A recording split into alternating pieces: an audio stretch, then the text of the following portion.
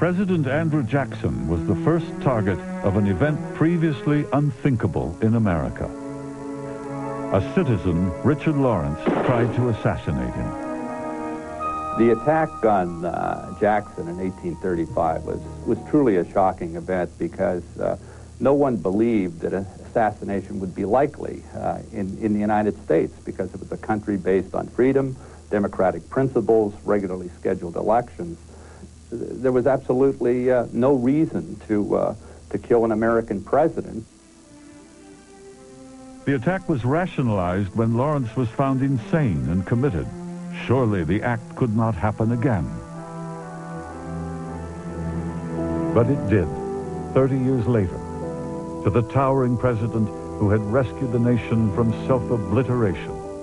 Abraham Lincoln, the 16th President of the United States, was assassinated on April 14, 1865, by an actor every bit as well known as Lincoln. What a lot of people don't understand about the Lincoln assassination is that Lincoln, until his death, was one of the most unpopular presidents in American history. Lincoln was born in a crude log cabin in Kentucky in 1809. The future president had little more than 10 months' schooling in his whole life. On his own, he studied law and was admitted to the Illinois bar in 1837.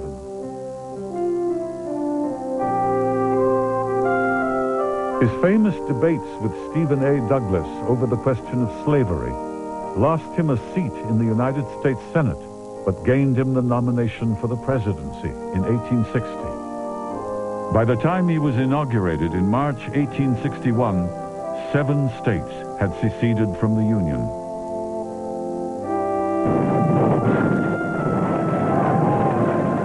On April 12, 1861, the Civil War began.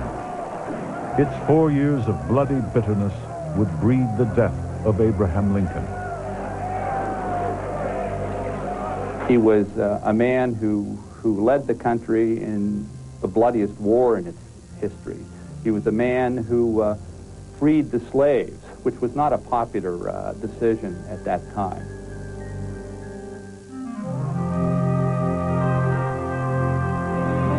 At the war's end, Lincoln was loved by millions and wished dead by an equal number.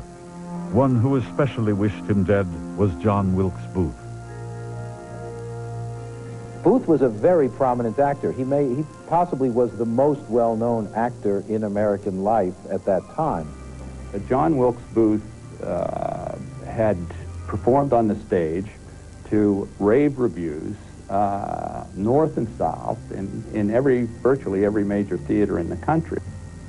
Booth did a lot of ranting and raving about the injustice to the South and the horrible things that were happening and what a monster Lincoln was for bringing this about. But he never fought. And he was angry at himself for never having fought against the Union.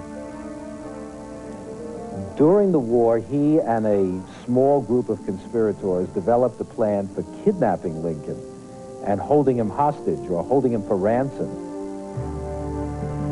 Twice the would-be kidnappers, including Booth, George Atzerodt, David Herold, and John Surratt, were foiled. But before they could try again, Lee surrendered and the war was over. Booth was just enraged. He wanted to punish Lincoln. Obviously, the idea of kidnapping Lincoln, as he had previously planned, didn't make sense anymore. Booth upped the ante. He'd personally assassinate Lincoln and have a new accomplice, Lewis Payne, assassinate Secretary of State William Seward. George Atzerodt would murder the Vice President, Andrew Johnson. Booth was not the tool of anybody. He was by far the most intelligent and independent-minded of that group, and they were followers of Booth rather than him being the tool of some other organization. On Friday evening, Good Friday, April 14th, 1865, Lincoln attended the theater to see the play Our American Cousin. John Wilkes Booth planned the assassination in that theater, not just because he wanted the notoriety that he knew would accompany it, but because as one of the most famous actors in America, he had unlimited access to the theater. So he was able to come and go as he wished, which meant that he could walk up a pair of narrow stairs to the president's box, open the door, and shoot the president. President and Mrs. Lincoln and their guests, a Major Rathbone and his fiancée, seated themselves in a bunting-draped box. 4 years of war had aged Lincoln terribly, and here was a moment of diversion. John Wilkes Booth knew the play, Our American Cousin, very well. He knew that a comic character would get a big laugh at a particular point in the play, and that would be an ideal cover for the assassination. Lincoln's private bodyguard, John Parker, had grown bored with the play. He'd wandered off to a saloon. And this is incredible, considering the fact that Lincoln received 80 written death threats in just that week alone.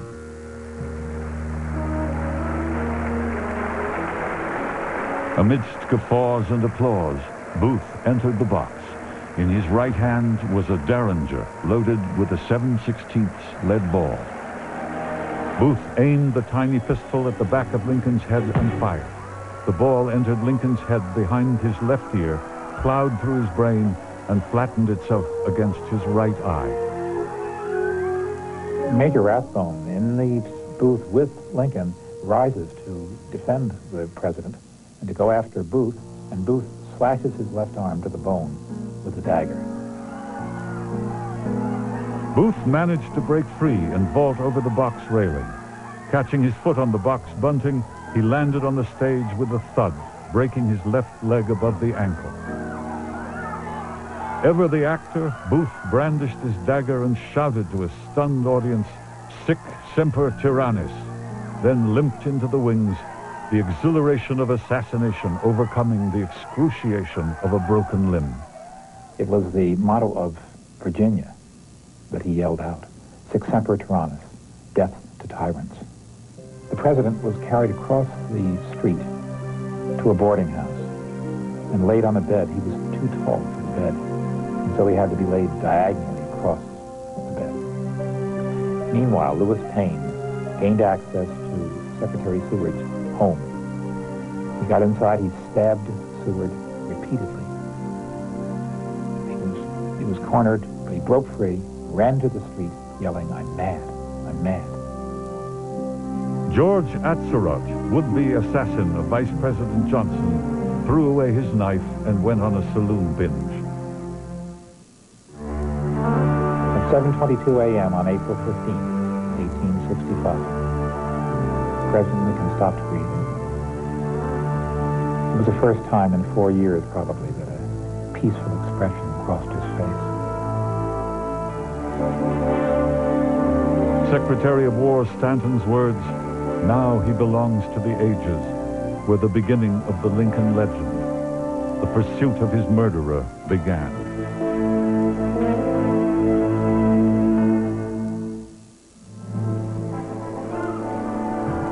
The hysteria in the theater after the assassination had covered John Wilkes Booth's scramble to a waiting horse.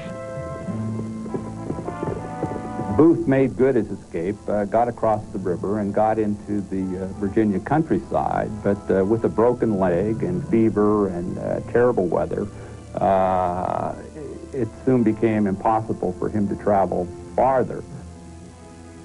Booth was finally run down and surrounded by troops in a tobacco barn in Virginia. The barn was set afire to flush him out, and he was fatally shot in the neck by a soldier who had been a prisoner in the Confederate hell camp at Andersonville. He died in agony hours later. His last words were, "Useless, useless."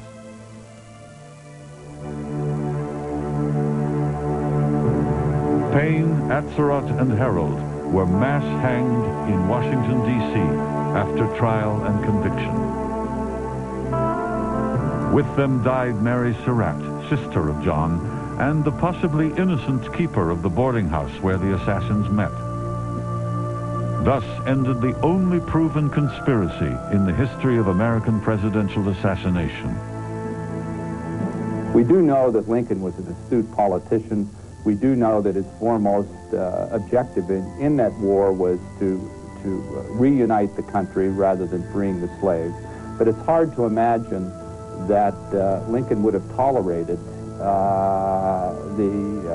the policies which were eventually initiated by the southern states and which account, in my view, for so much of the misery in American race relations today.